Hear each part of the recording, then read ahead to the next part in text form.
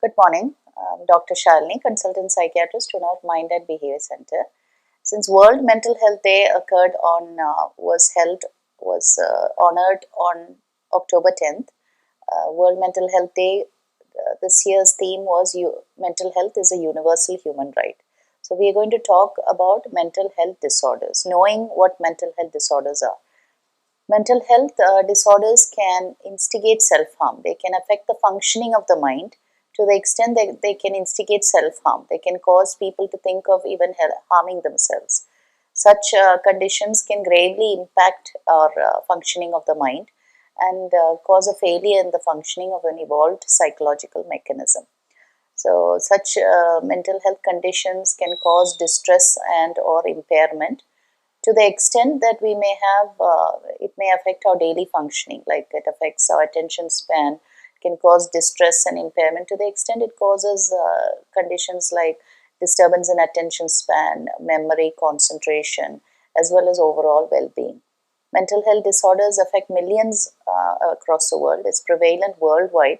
It affects millions of individuals across different age groups, communities, and genders. Statistics show that up to 14%, 13% of teenagers, in teenagers, mental health conditions are prevalent worldwide.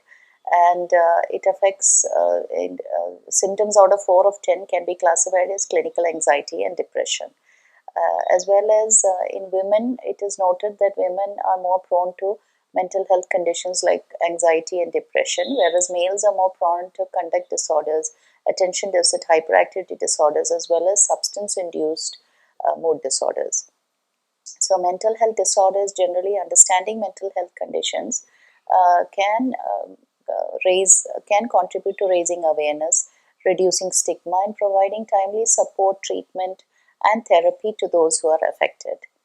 So, coming to the mental health conditions, major depressive disorder, it's a mood disorder characterized by persistent sadness, persistent low mood, as well as suicidal thoughts, mood disturbances, and it can cause reduced concentration. It can reduce your overall attention span and reduced capabilities in day-to-day life. It can be treated by a combination of CBT, psychotherapy, as well as antidepressant form of medications. Psychotherapy helps also. Cognitive behavior therapy helps to address these issues. And when we come to generalized anxiety disorder, it's constant worrying, constant state of anxiety and constant worrying, which can lead people to have constant distress due to this. So it can affect overall functioning. It can lead to distress, impairment in general activities, and again, mode of management is mostly cognitive behavior therapy along with antidepressants, as well as anxiolytics are useful in such cases. Depression, generalized anxiety disorder is very commonly seen as well. When we take statistics, up to 58 million people in India alone are affected with depression, while 38 million people suffer from anxiety disorders. Coming to bipolar mood disorder, it's a mood disorder characterized by rampant mood swings and energy and activity level fluctuations. So you will have elevated mood with episodes of mania with elevated mood and hyperactivity, as well as periods of depression and extreme sadness. So again, it is treated by a combination of mood stabilizers and antipsychotics. Long-term maintenance therapy is essential for such conditions. Coming to obsessive compulsive disorder, it's an anxiety disorder. It's characterized by recurrent and intrusive thoughts as well as compulsive repetitive behaviors. It mostly presents in adolescence, and it is an anxiety disorder. Basically, it comes from the anxiety disorder spectrum. It can be treated by a combination of cognitive behavior therapy, antidepressants, as well as anxiolytics. In certain cases, a registered medical practitioner would have to write antipsychotics when you have obsessive compulsive symptoms along with psychotic symptoms when the patient presents with combination. Then coming to post-traumatic stress disorder, it is a response to extreme trauma, like emotional threats. Emotional or physical threats can instigate PTSD, which is a response to trauma. So it's a psychological disorder, and it can be caused by any kind of extreme events in one's life. It can present with symptoms like flashbacks, nightmares, overthinking, as well as negative thoughts, negative emotions. So when it presents to that level, medications are warranted. It can affect and cause unwarranted overt alertness. Lack of sleep in such condition can lead to irritability as well as an overt alertness in that patient. So again, a combination of cognitive behavior therapy, psychotherapy, education, patient education, and counseling can also help.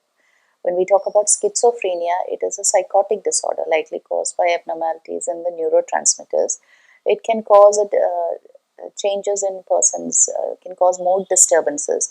It can cause disturbances in a patient's thought process and general functioning, to the extent that it can present with symptoms like hallucinations, delusions, disorganized thinking, as well as reduced ability for interactions with others. It is treated with a combination of antipsychotics as well as psychosocial interventions and CBT. Generally speaking, when we talk about mental health disorders, these are just a tip of the iceberg. Understanding mental health illness is crucial for raising awareness as well as promoting mental health awareness, reducing the stigma associated with these conditions, as well as providing appropriate support and treatment to those who are affected. Major depressive disorder, psychotic disorders like schizophrenia, generalized anxiety disorder, bipolar affective disorder, post-traumatic stress disorder, obsessive compulsive disorders are just a tip of the iceberg. So early identification and intervention along with access to evidence-based treatments goes a long way in providing support to these patients, providing support and which is critical for the care of these patients, and it goes a long way in supporting them and raising awareness about their conditions. So understanding, in conclusion, understanding mental health disorders is important not just on Mental Health World Mental Health Day, but every day. Thank you.